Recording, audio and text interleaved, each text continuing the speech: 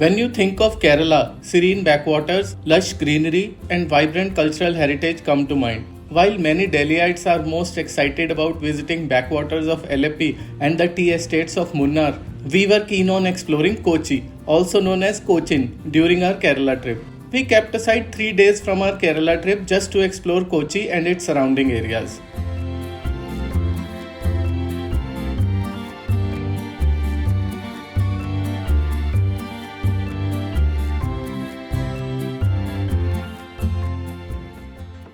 In this video, we share our 3-day itinerary of Kochi, exploring its rich history, stunning art, delicious food, and unique experiences. If you're planning a trip to Kochi, this guide will help you make the most of your visit.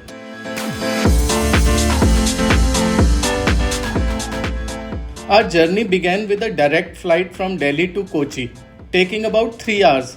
As we landed at the picturesque Kochi airport, we were greeted with a glimpse of Kerala's famous Kathakali dance form, a delightful introduction to the region's cultural richness. We chose to stay in Fort Kochi, the vibrant heart of the city. We are in Fort Kochi today, लेकिन हमारे backdrop में कोई fort नहीं दिख रहा because this township is called Fort Kochi because of a fort which is like 16 kilometers from here. वो fort India का पहला यूरोपियन फोर्ट था, मैनुअल फोर्ट है जिसका नाम कोचिन में, उसकी वजह से इस पूरी टाउनशिप का नाम फोर्ट कोची है. और फोर्ट कोची फेमस है अपने डच, पोर्टुगीज़ और कॉलोनियल ब्रिटिश आर्किटेक्चर के लिए. यहाँ का पूरा एरिया, इवन हाउसेज और कैफ़ेज़ और शॉप्स, सब ने वो ओल्ड वर्ल्ड चार्म रिटेन किया हुआ है आज भी.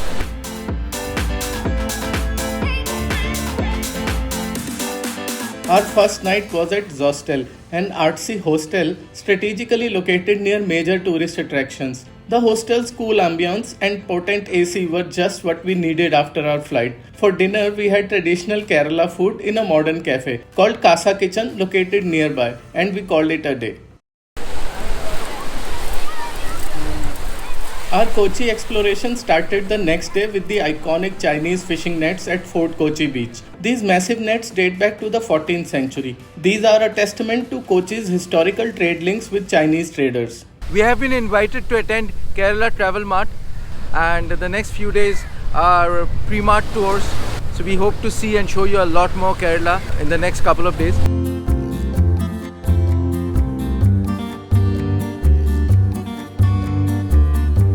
For brunch, we headed to Kashi Art Cafe, a popular spot among locals and tourists alike. This cafe is not just about great food, it's also a hub for contemporary art. The walls are adorned with artworks from local artists, making it a perfect blend of culinary and visual delight. The cafe is pet friendly too. We enjoyed a hearty meal and soaked in the artistic ambience. There is art everywhere in Fort Kochi, extending beyond cafes and galleries. The streets are lined with beautifully painted houses, cafes, and stores, each telling a story through vibrant murals. This street art scene adds a colorful charm to the area, making every walk an inspiring journey.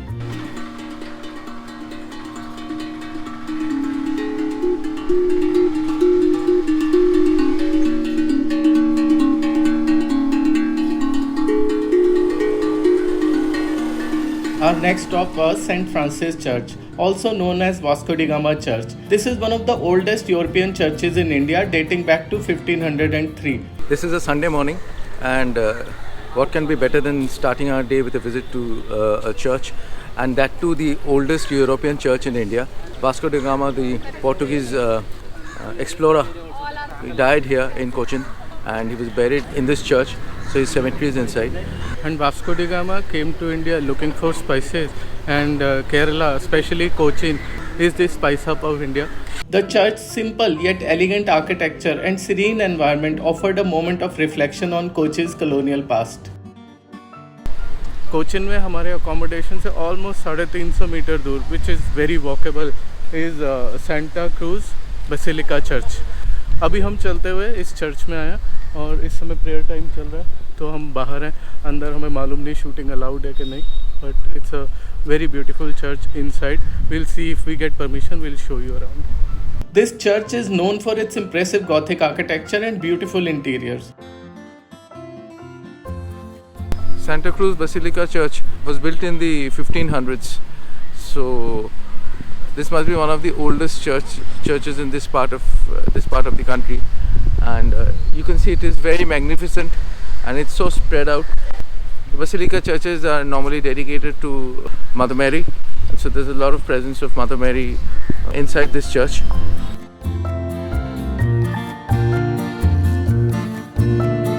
In the afternoon, we visited the Mattancherry Palace, commonly known as the Dutch Palace. Built by the Portuguese and later renovated by the Dutch, this palace is famous for its Kerala murals depicting scenes from the Mahabharata and Ramayana. The intricate artwork and historical artifacts make it a memorable experience.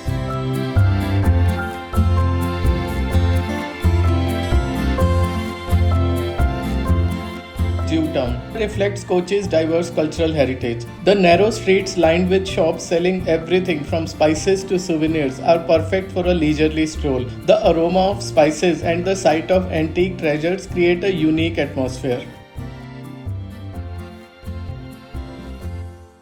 At the end of Jewtown is the Pardesi Synagogue, the oldest active synagogue in the Commonwealth of Nations, built in 1568. It's a testament to the once thriving Jewish community in Kochi. Synagogue का entry ticket है 10 rupees per head, so we paid 20 rupees for both of us. Photography and videography is strictly prohibited, not even allowed on payment. It's a simple structure, so they have a little museum. So one of the unique things is they have a lamp, an oil lamp burning since the time of King Solomon. The other very beautiful thing that moment I entered caught my attention are these Chinese hand-painted tiles. So each tile was like vegetable dyed white and blue, the typical Chinese thing, laid on the floor, and given that they are hand-painted, each tile was different. Currently, this synagogue used to be the center of religious and cultural ceremonies in those days. For Torah ceremonies and Shabbat ceremonies, they would have Jewish population come here. So it is also called Jewish synagogue, as well as Mattancherry synagogue, as well as Pardesi synagogue. Pardesi synagogue because this was built by Portuguese speaking Jews. So that is why it is called Pardesi synagogue, and this used to be a center for a lot of tourists who would come here and get married. So that is also another interesting thing about it.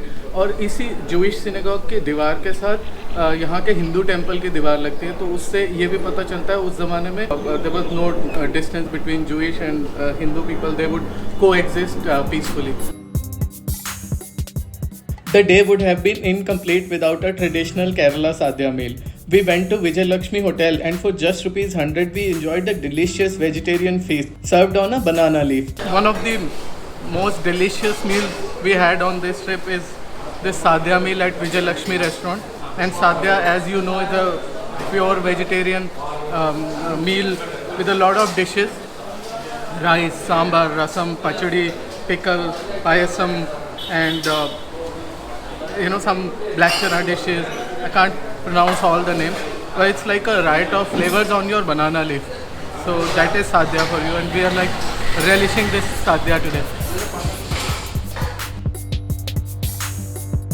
Fort Kochi is definitely the best place to stay in Kochi, and we made the most of our time here. But there's a lot more to see in Kochi beyond Fort Kochi. Check out our next video in the Kochi series, where we explore other parts of the city. Don't forget to subscribe to Delhi Fundus and hit the bell icon to get notified about our new videos.